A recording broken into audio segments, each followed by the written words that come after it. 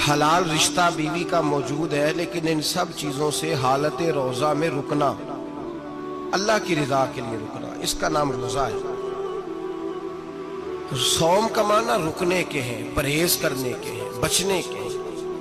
ہر چیز موجود ہے لیکن اللہ کا حکم نہیں ہے تو لہٰذا کھا نہیں سکتے۔ تو رب فرماتے جب جائز چیزیں تو میری مرضی کے بغیر میرے حکم کے نہیں کھا سکتا، تو نے رکنا ہے تو حرام کیسے کھا لیتا ہے؟ جائز چیز کے لیے تجھے حکم ہے، میں کہوں تو کھائے گا، میں کہوں تو نہیں کھائے گا۔ میں نے حکم دے دیا جائز ہے، روٹی ہے، کھانا ہے، گوشت ہے، تیری فریج میں پڑا سارا کچھ، تو با اختیار ہے، منہ میں دانت بھی ہیں، ہضم کرنے کو ہاضمہ بھی ہے، بھوک کی شدت بھی ہے، پر میری اجازت کے بغیر تو کھا سکتا۔ روزہ رکھ لیا، اب تجھے حکم نہیں کہ تو کھائے۔ جب جائز چیز میری مرضی کے بغیر نہیں کھا سکتا تو ناجائز کیسے کھائے گا؟ میرے نبی پاک علیہ الصلوۃ والسلام نے اپنے خوبصورت الفاظ کے اندر اس مفہوم کو بیان فرمایا۔ محبوب پاک صلی اللہ علیہ وسلم فرماتے جس نے جھوٹ نہیں چھوڑا، غیبت نہیں چھوڑی، برائی نہیں چھوڑی، اللہ کو اس کے بھوکے پیاسے رہنے کی کوئی ضرورت نہیں۔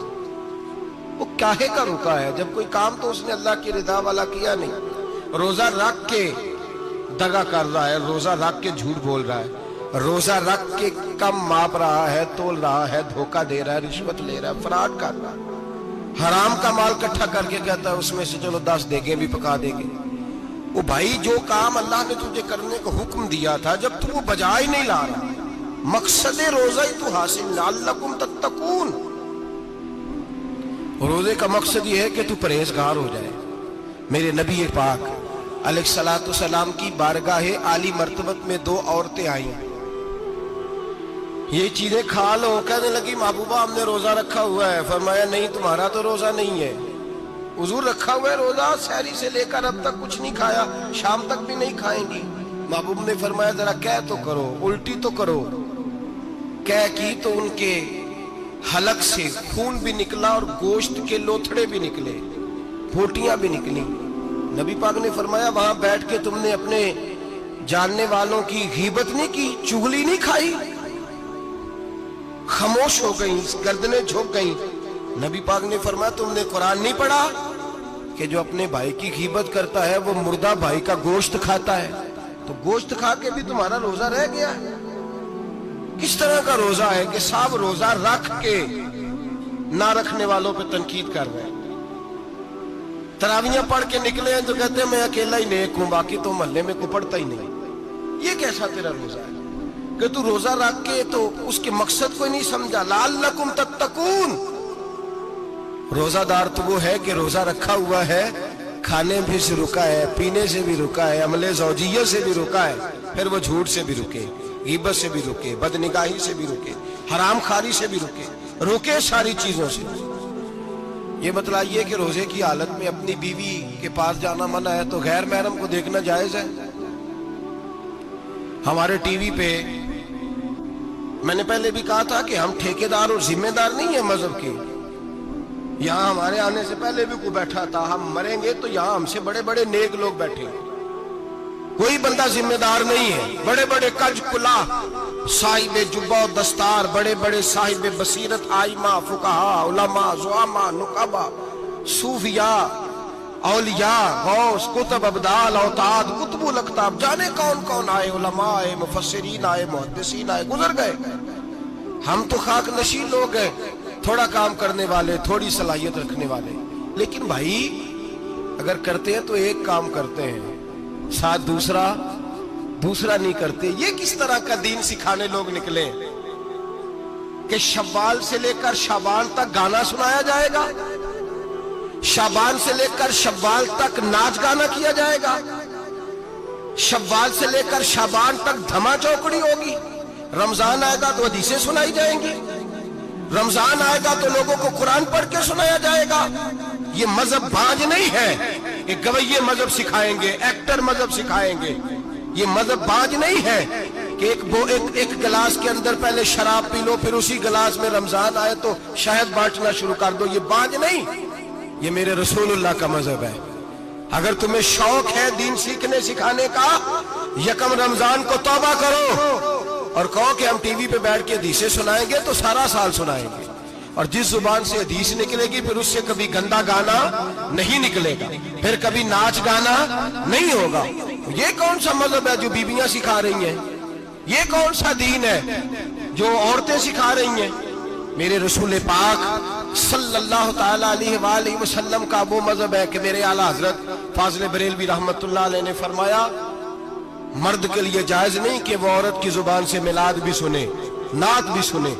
مرد کے لیے جائز نہیں، مرد کو مرد سکھائے گا، عورت سکھائے گی تو عورتوں کو سکھائے گی۔ بے شک آپ سویرے فتویٰ دیجئے کہ چھوٹی سی مسجد میں بیٹھ کے، چھوٹے سے کونے میں بیٹھ کے چھوٹا سا مولوی، اور وہاں تو اتنے بڑے مفتی ٹی وی پہ بیٹھے ہوئے، وہ غلط ہے تو صحیح ہے کیسے ہو گئے؟ سنو، میرے نبی پاک علیہ الصلوۃ والسلام کے مذہب کا حسن یہ ہے کہ اسلام کہتا ہے ایک نظر بی بی کو دیکھا کسی نے غلطی سے تو معافی ہو جائے گی، دوسری نظر شہوت سے دیکھا تو حرام ہے اس کے لیے، وہ پاکستان کا مولوی ہو یا سعودی عرب کا شاہ ہو، کسی کے لیے عورتوں کے بیچ پھرنا اٹھنا بیٹھنا جائز ہے۔ میرے نبی پاک صلی اللہ تعالی علیہ وسلم نے فرمایا ہے میں عورتوں سے مصافحہ کرنے نہیں آیا، اور میرے نبی پاک صلی اللہ علیہ وسلم نے فرمایا ہے، حضور فرماتے لیکن نا کتا بالکل ناپاک نہیں ہوتا، کتے کا تھوک ناپاک ہوتا ہے یا کتا گیلا ہو جائے تو ناپاک ہوتا ہے، لیکن خنزیر سارا ناپاک ہوتا ہے، کل ناپاک ہے خنزیر۔ نبی پاک نے فرمایا خنزیر بھی ہو اور گند میں لتھڑا ہوا بھی ہو، پیشاب میں لتھڑا ہوا ہو، گوبر میں لتھڑا ہوا ہو، پخانے اور فضلے میں لتھڑا ہوا خنزیر ہو، اس کا جسم تیرے ساتھ ٹکرا جائے تو اتنا برا نہیں جتنا غیر محرم عورت کا وجود تیرے ساتھ ٹکرا جائے تو برا ہے۔ اس حد تک میرے نبی پاک صلی اللہ علیہ وسلم اور گنبد کے معاملے میں فتویٰ دینے والے، یا رسول اللہ کہنے پر کفر کا فتویٰ دینے والے اور بڑی بڑی باتیں کرنے والے خاموش کیوں ہو گئے؟ یا ایھا الذین آمنوا لا تتخذوا اليہود والنصارى اولیاء، رب فرماتا ہے یہودیوں اور عیسائیوں کو دوست نہ بناؤ، یہ تمہارے دوست ہو سکتے، یہ تمہارے سجن ہو سکتے؟ جب عرش کا مالک کہہ رہا ہے سجن نہیں ہو سکتے تو دوستی کی بات کیسے بڑھا رہا ہے؟ یا رسول اللہ ہمارے سجن کون ہو سکتے ہیں؟